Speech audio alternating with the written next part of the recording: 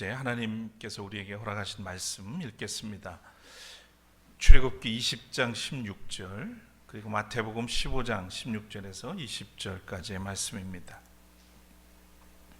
먼저 출애굽기 20장 16절입니다. 네 이웃에 대하여 거짓 증거하지 말라. 마태복음 15장 16절에서 20절입니다. 예수께서 이르시되 너희도 아직까지 깨달음이 없느냐? 입으로 들어가는 모든 것은 배로 들어가서 뒤로 내버려지는 줄 알지 못하느냐? 입에서 나오는 것들은 마음에서 나오나니 이것이야말로 사람을 더럽게 하느니라. 마음에서 나오는 것은 악한 생각과 살인과 간음과 음란과 도둑질과 거짓 증언과 비방이니 이런 것들이 사람을 더럽게 하는 것이요 씻지 않은 손으로 먹는 것은 사람을 더럽게 하지 못하느니라. 이는 하나님의 말씀입니다.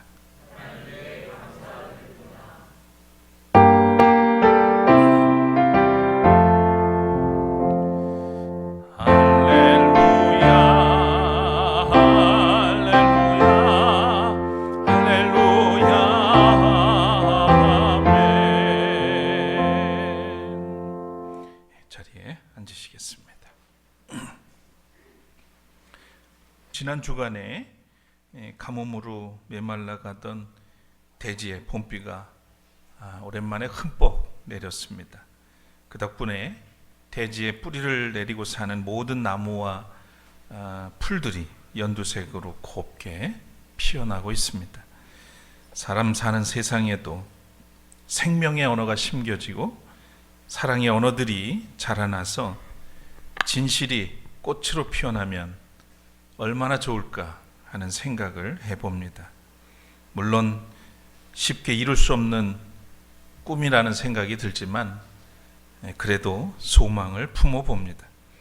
오늘 이 아침에 한 마음으로 그리고 한 뜻으로 예배드리는 여러분에게 우리 주님의 은총이 함께 하시기를 빕니다.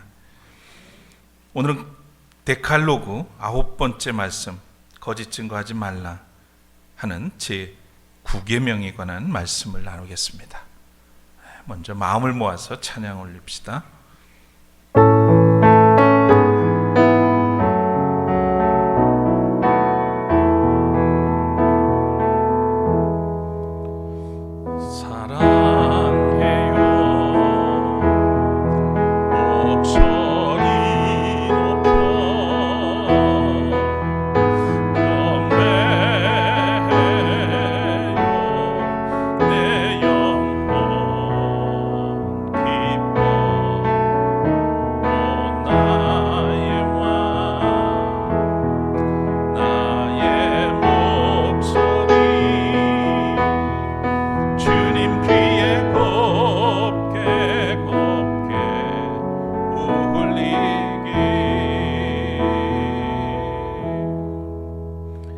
주님 감사합니다.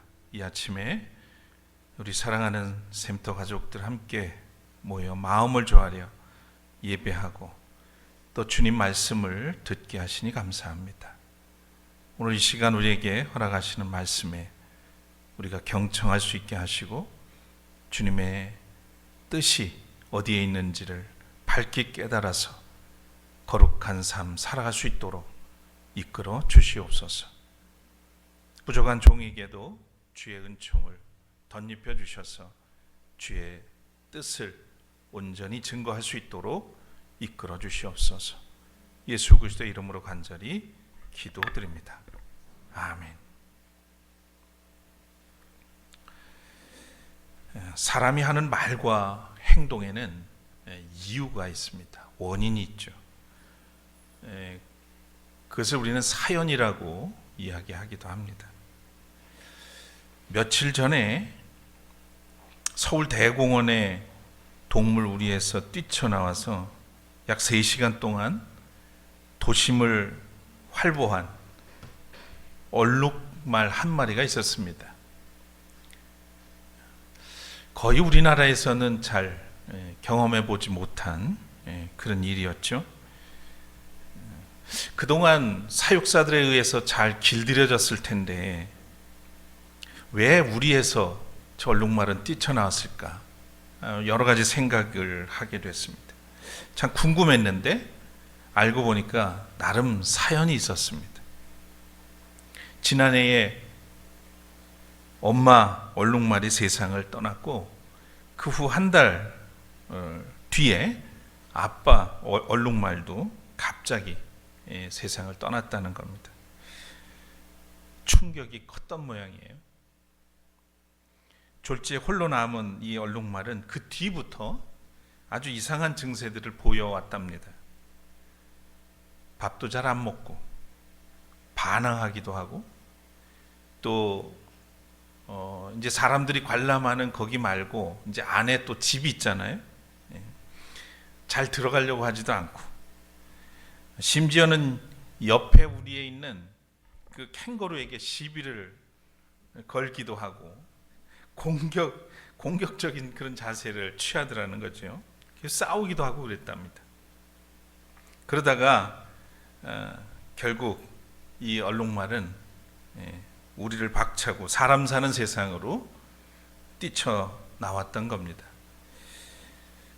사랑의 결핍으로 인한 일탈 행위가 아닐까 이런 생각이 들죠.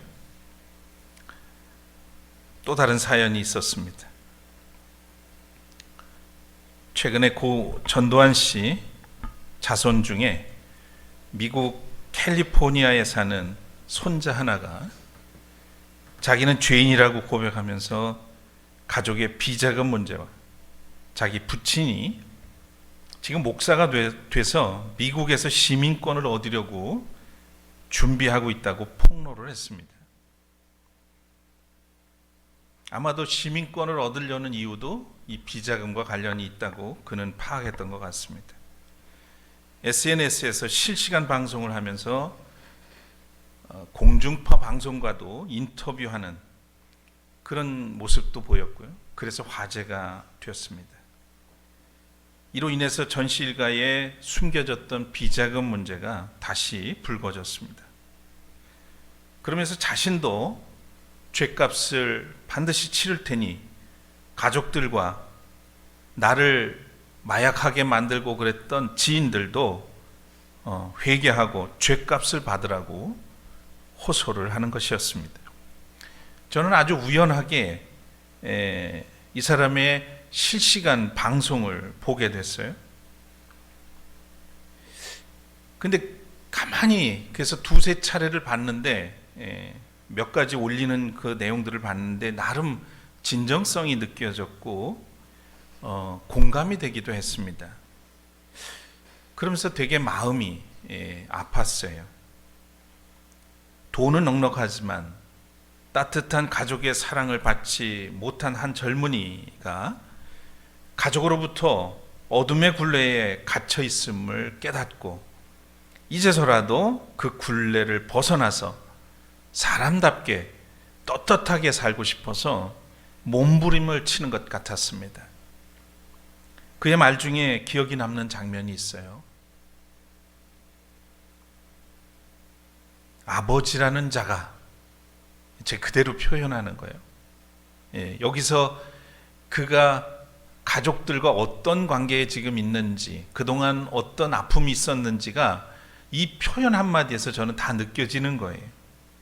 아버지라는 자가, 할아버지는 민주주의의 아버지이고 우리는 5.18의 피해자다라고 가르쳤습니다.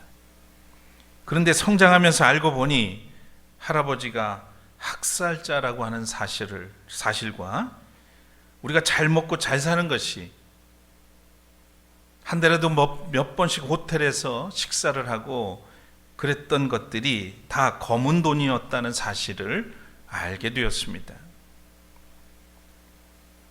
이렇게 폭로를 했습니다. 고백을 한 것이죠. 마음의 양심이 그를 행동하게 한 거라고 생각이 듭니다. 적어도 그는 언어의 폭력에 시달리고 또 찔리며 살아왔을 것으로 짐작이 됩니다. 얼룩말이나 전 씨의 손자는 마음을 스스로 통제할 수 없을 만큼 아픔을 겪고 있는 것이죠. 이런 의미에서 우리가 무심코 행하는 이 무관심이라는 것은 상대에게 무언의 폭력이기도 하고, 또 거짓말은 상대를 기만하는 폭력이라는 사실을 깨닫게 됩니다. 오늘 우리가 사는 사회에는 상대를 가차없이 공격하고 찌르는 언어가 일상이 되었습니다. 말이 타락한 시대, 중상모략과 무고가 난무하는 그런 세상입니다. 중상모략이 뭡니까? 터무니없이 다른 사람을 헐뜯고 간사하게 속이며 술수를 부르는 행위를 중상모략이라고 합니다. 무고는 뭡니까? 허위신고와 같은 것이요. 없는 일을 거짓으로 꾸며서 고발하거나 고소하는 행위를 말합니다. 사람 사는 세상에 이러한 부정한 일들이 만연한 이유는 여러분 뭐라고 생각하십니까? 그것은 추적해 보면 인간의 타락, 그리고 그로 인한 언어의 타락에서 찾을 수가 있습니다. 창세기 2장을 보면 여러분, 아담은 시인이었다는 것을 알 수 있어요. 어느 날 자고 일어났는데 곁에 아리따운 각시가 있는 겁니다. 그때 아담이 뭐라고 해요? 이는 내 뼈 중에 뼈요 살 중에 살이라. 이것은 남자에게서 취하였은즉 여자라 부르리라. 이름까지 지어주면서 여자라고, 내 살 중에 살이요 뼈 중에 뼈라고 기뻐했습니다. 기뻐서 한 얘기예요. 그런 그가 선과 악을 알게 하는 나무의 실과를, 금단의 그 열매를 따먹고 말았죠.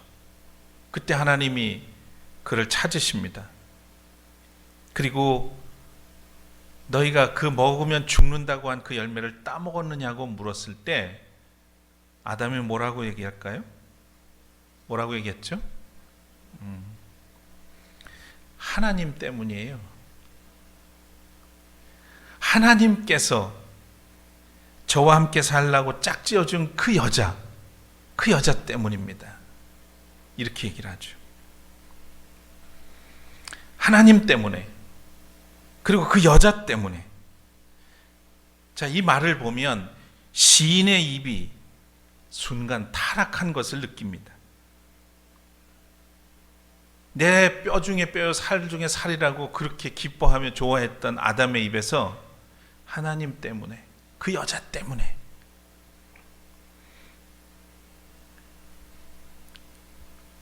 그래서 하나님이 하와에게 물으니까 하와는 뭐라고 대답했어요? 뱀이 저를 꿰어서. 이 장면에서 보면 이미 인간의 타락은 곧 언어의 타락을 의미하는 것으로 보여집니다. 말이나 행위에 대해서 책임을 회피하고 거짓말을 하는 것은 타락의 결과이자 내면의 부정적인 그 욕심 때문입니다. 하나님께서 사람을 창조하신 목적은 우리가 잘 아는 것처럼 우리의 입을 통해서 그 입술의 열매인 찬양을 받으시기 위해서입니다. 핑계와 책임 전가와 거짓말을 들으려고 우리에게 입을 주신 게 아니란 말이죠. 입술의 열매라고 하는 것은 곧 하나님께 바치는 찬미의 제사를 말합니다. 사람이 타락하자 그 입술이 타락했고 그 입술의 열매는 부정적으로 변질되어서 그 입술을 통해서 죽이는 말, 찌르는 말, 거짓말이 사람의 관계를 지배하게 된 것이죠. 그래서 성경에서는 사람의 새치 혓바닥으로 짓는 죄가 얼마나 많고 그리고 심각한가를 경고합니다. 그래서 하나님께서 사람을 정직하게 창조하셨지만 사람이 많은 꾀를 낸 것을 보게 되는 거죠. 혀를 잘못 쓰면 온 몸을 더럽히고 생에 바퀴를 불사르는 그런 지옥불이 된다, 이렇게 야고보서에 말씀하고 있습니다. 한번 읽으실까요? 혀는 불이요, 혀는 불의의 세계다. 혀는 우리 몸의 한 지체이지만 몸을 더럽히며 인생의 수레바퀴에 불을 지르고 결국에는 혀도 게헨나의 불에 타버립니다. 이 게헨나는 이제 지옥불이라는 거예요. 그리고 3장 8절에 이어서 이렇게 말씀합니다. 그러나 사람의 혀를 길들일 수 있는 사람은 아무도 없습니다. 혀는 걷잡을 수 없는 악이며 죽음에 이르게 하는 독으로 가득 차 있습니다.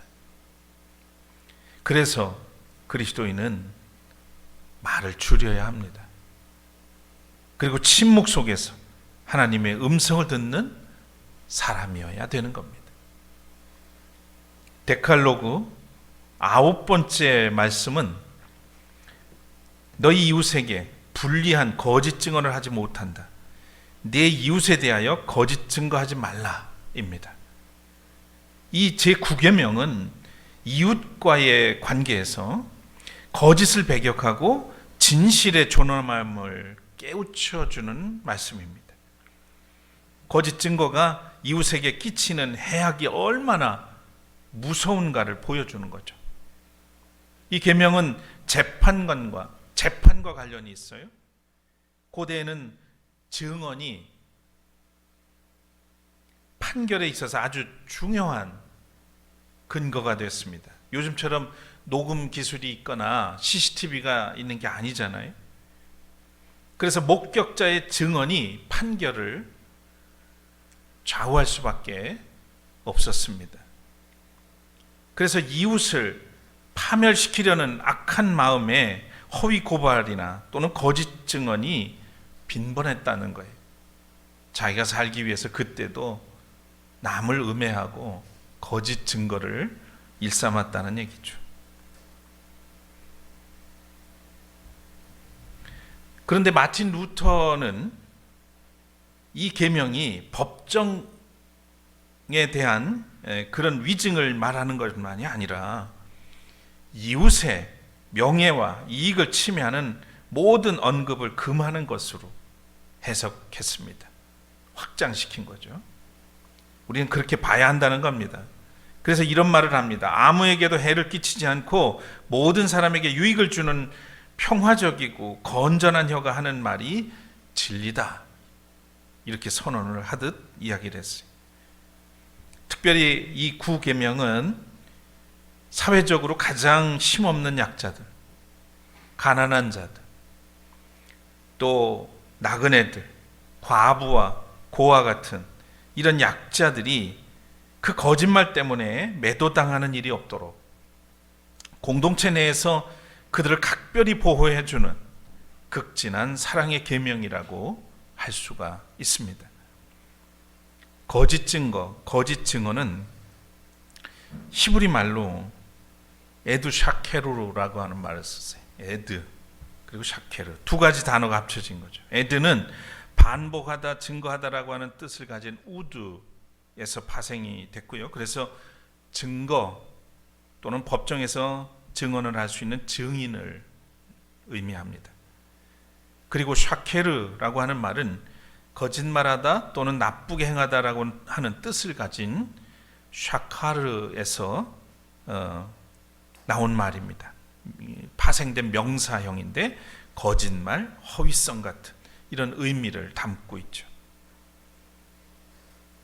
그래서 이 말은 근거 없이 하는 말 또는 행위, 다시 말하면 남을 속이기 위해서 그렇지 않은 줄 알면서도 고의적으로 그렇게 말하거나 행동하는 것을 말하는 거예요.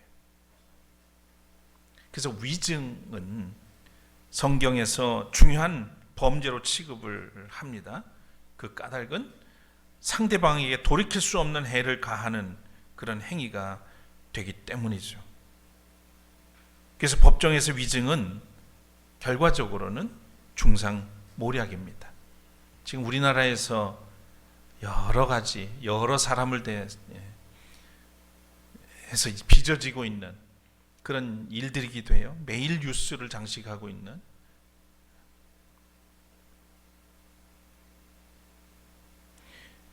앞서 언급했던 이 중상이라고 하는 말, 근거 없는 말로 남을 헛들고 또 명예나 지위를 손상시키는 것을 나타내죠. 그러니까 남에 대해서 좋지 못한 말을 만들어서 그 명예를 손상시키는 일,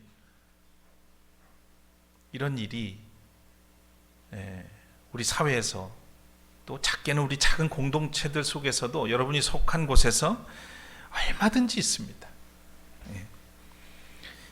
그래서 성서는 중상모략을 마귀의 짓으로 규정을 하죠.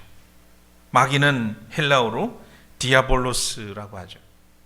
그 뜻은 고소자, 비난을 많이 하는 자, 거짓되이 비방하는 자, 입이 험한 자라고 하는 뜻입니다. 예수님께서도 마귀를 가리켜서 거짓의 아비라고 그렇게 말씀하셨어요. 이 중상 하는 것은 혀로 짓는 살인죄와도 같은 거예요. 그래서 뒤에서 남의 흉을 보거나 남의 잘못을 본인이 없을 때에 말로 그의 명예를 해치는 행위들, 이 명예라고 하는 것은 아시다시피 하루아침에 생겨납니까? 아니에요. 평생을 쌓아서 오늘의 내가 되는 거란 말이에요. 그래서 개개인의 명예는 굉장히 중요해요. 무슨 직함이나 크게 출세를 하거나 그렇지 않더라도 그냥 그 존재 자체로서의 명예가 있는 거 아니에요? 하나님의 형상으로서의 명예가 있어요. 근데 이렇게 중상모략을 통해서 그 사람의 명예를 실추시킨다면 그것은 살인과도 같은 일인 거죠. 평생을 쌓아온, 무심코 뒤에서 그를 비방하고 하는 말들이지만 그것으로 인해서 그가 쌓아 올린 누군가에게는 그 비방이 엄청난 명예를 실추시키는 거예요. 살인이에요, 살인. 그래서 이런 일이 어떻게 사람이 할 수 있느냐? 예수님이 볼 때는 이것은 마귀의 짓이다, 이것이요. 그런데도 불구하고 우리에게는 사람의 탈을 쓴 마귀들이 그렇게 많은 거 아니겠어요? 지배당하고 있는 거죠. 자기 욕심 때문에 자기가 살자고 남을 그렇게 함부로 하는 일들이 허다합니다. 혀를 놀리는 말의 위력이 얼마나 대단한지 교부 아우구스티누스도 이렇게 얘기를 합니다. 혀가 칼보다 더 큰 상처를 입힌다. 여러분, 짐승들은 사람이 길들이지만 혀는 길들일 사람이 없어요. 조금 전에 읽었던 말씀처럼. 자, 또 한 가지, 거짓 증언하지 말라 하신 이 9계명은 우리 자신의 명예와 이웃의 명예에 관한 거예요. 조금 전에도 말씀드렸지만 우리가 이웃에 대해서 부당하게 나쁜 말을 하는 것은 곧 그의 명예와 평판에 큰 손해가 되게 하는 말이 되는 겁니다. 그래서 법정 외에 일상적인 대화에 의해서 당사자는 알지도 못하는 일로 그를 책망받게 하거나 또는 비방하는 것, 모략하는 것, 고자질하는 것, 잘못 행한 일을 실제보다 부풀려서 더 나쁘게 포장하는 것, 그리고 어떤 방법으로든 이웃을 파멸시키고 우리 자신의 명성을 세우고자 하는, 나의 명성을 세우고자 하는 그 모든 것들은 성서가 금지하는 행위들인 겁니다. 이런 말과 거짓 행위들은 욕심에서 나오는 거예요. 타락한 욕심. 그리스도인들이 쉽게 마귀에 미혹되는 이유이기도 합니다. 원인이 되는 거죠. 거짓과 폭력은 대부분 욕망의 산물입니다. 예수님도 거짓 증언의 피해자 중 한 분이죠. 고난받고 십자가에 처형되는 결정적인 계기가 뭡니까? 로마 총독 빌라도 앞에서 유대 종교 지도자들의 거짓 증언 때문 아니에요? 예수께서는 일찍이 타락한 인간의 마음에서 나오는 모든 것들은 사람을 더럽게 만든다는 사실을 간파하셨습니다. 제자들이 빵을 먹는데 손을 씻지 않고 먹는다고 바리새파 그리고 율법학자들이 예수님을 찾아와서 막 공격을 합니다. 그때 예수님이 하신 말씀이에요. 입에서 나오는 것들은 마음에서 나오는 것인데 그것들이 사람을 더럽힌다. 들어가는 게 더러운 게 아니고 손을 안 씻고 먹었는데 자기가 먹는데 뭔 상관이냐 이 말이에요. 오히려 나오는 게 더럽지 않냐. 네 입에서, 너희 입에서 나오는 그게 더러운 거 아니냐. 마음에서 악한 생각들이 나온다. 곧 살인과 간음과 음행과 도둑질과 거짓 증언과 비방이다. 이렇게 아주 못을 박아서 말씀하셨어요. 다 누가 하는 짓들이에요? 예수님이 보기에는 예수님의 제자들이 아니라 지금 공격하는 너희들이 그러고 있지 않냐. 이런 것들이 사람을 더럽히는 거야. 거룩한 척 하지 말고 똑바로 살아. 이렇게 주님이 일러주시는 말씀이죠. 신약 성경에서는 거짓 증거의 개념이 보다 확대됩니다. 요한일서 2장 4절에 보면 하나님을 아노라 하면서 하나님의 계명을 지키지 않는 자는 거짓말을 하는 자라고 말씀하고 있고요. 또 요한일서 4장 20절에서는 하나님을 사랑하노라 하면서 형제를 미워하는 자는 거짓말하는 자라고 분명히 말씀하고 있습니다. 예수님께서는 종말에 택하신 자들이 거짓에 미혹당하지 않도록 주의하라고 말씀하신 이유가 바로 여기에 있는 겁니다. 자, 그렇다면 이제 우리는 어떻게 해야 될까요? 거짓된 말과 행실에서 떠나는 길이 뭘까요? 타락한 언어로부터 우리가 구원받는 길이 뭘까요? 첫째는 모든 일에 참되고 정직한 길을 선택하는 겁니다. 모든 거짓말을 물리칠 수 있는 힘은 어디서 나와요? 진실이에요. 정직한 데서 나오는 겁니다. 방법이 없어요. 온통 거짓말이 우리를 음해하고 중상모략하는 그런 타락한 언어들이 득실거리는 세상에서 우리가 그것을 이길 힘은 다른 게 없어요. 끝까지 목숨 걸고 진실한, 정직하게 사는 거죠. 여러분, 정직은 모든 덕목의 중심이고요. 다른 모든 덕에도 기본이 되는 겁니다. 그러니까 정직하지 않으면 다 무너지는 거예요. 그런데 오늘날 교회의 정직성, 교회 지도자들의 정직성 찾아보기 쉽지 않습니다. 잠언 11장 3절에 정직한 사람은 성실하게 살아 바른 길로 가지만 사기꾼은 속임수를 쓰다가 죄꾀에 빠져서 멸망한다 라고 지혜자가 경고를 합니다. 하나님만 참됩니다.